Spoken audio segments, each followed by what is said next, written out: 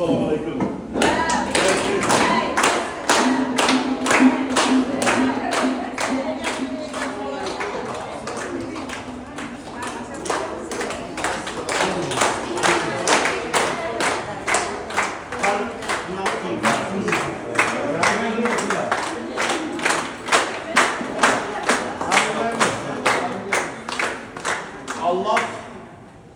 Allah mo'jizasi mohisan ayol. Shodlik malikasi shohisan ayol.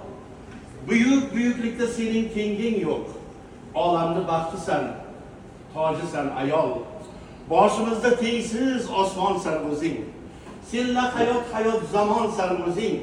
Odamzodni yarmi ayol bo'lsa gar, qolgan yarmi yaratgan insonsan o'zing. Sen bilan topganmiz yorug'lik kamol. Ishqda sajdagohsan ey sohib jamol.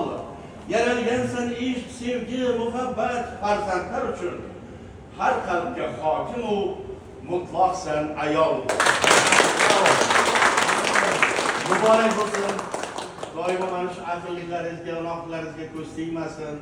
Bizni bugun mana shu xatobga kelishimizga yaqindan yordam bergan Nargisaxonga barcha samarqandliklar nomidan, samarqandlik san'atkorlar nomidan minnatdorchilik bildiramiz. Sizlarga oilaviy baxt, doimiy tinchlik, sog'lik, farzandlar kamolini ko'rib yashash, ota-onaning duosini olib yashash, umr yo'ldosh bilan baxtli bo'lish hamisha nasib bo'ladigan bo'lsin. Yana bir bora chin yurakdan tavallud tayyorlaring muborak bo'lsin. Xudoyo yashang.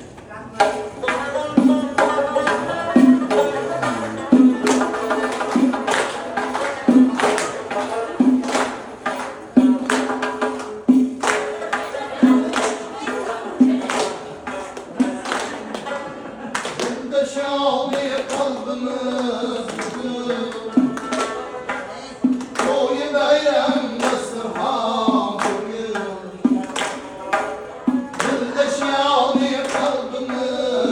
bütün